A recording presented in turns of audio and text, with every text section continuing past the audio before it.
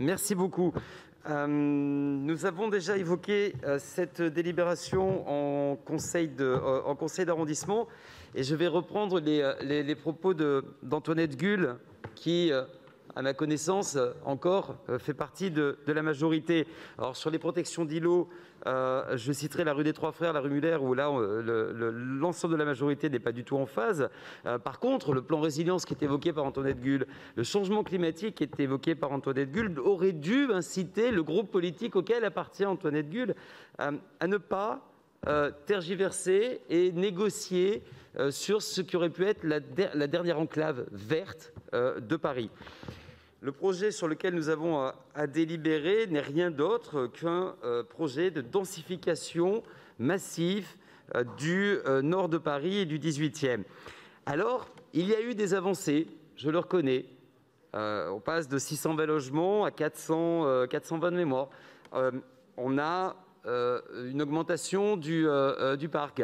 Mais les projets politiques qui ont été portés pendant cette campagne municipale, en tout cas le nôtre, n'allait pas dans ce sens-là, mais également celui des écolos.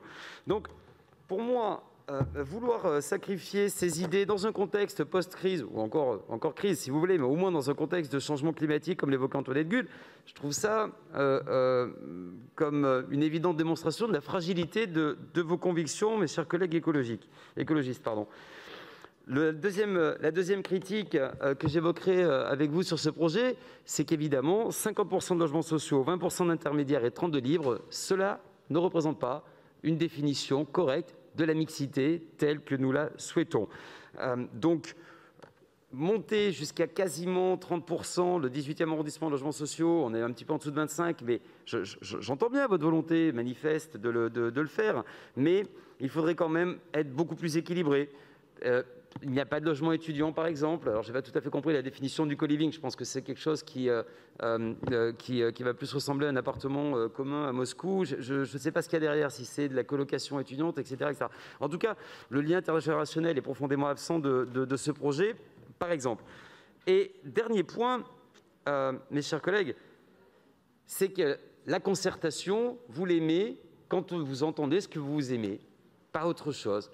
Tout ce qui a été évoqué par les riverains, par les personnes, même si c'était un peu faiblard, qui ont participé aux réunions de concertation, tous allaient dans le même sens. C'était refuser en bloc ce projet.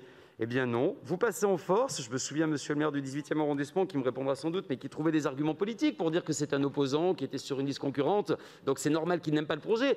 Non, on parlait simplement de mètres carrés, de béton ou d'espace vert.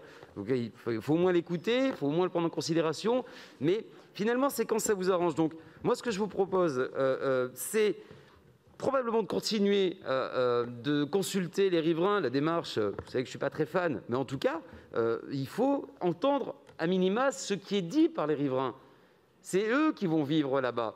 Donc, si vous ne le prenez pas en considération, écoutez, vous sacrifiez déjà un accord politique sur l'autel du dieu béton, et ensuite vous allez sacrifier ces fameuses phases de démocratie participative sur, encore une fois, l'autel du dieu béton. Évidemment, nous ne pouvons y être favorables, tant au niveau de votre accord politique que je conteste, tant au niveau de la démocratie que vous bafouez singulièrement et allègrement avec ce projet.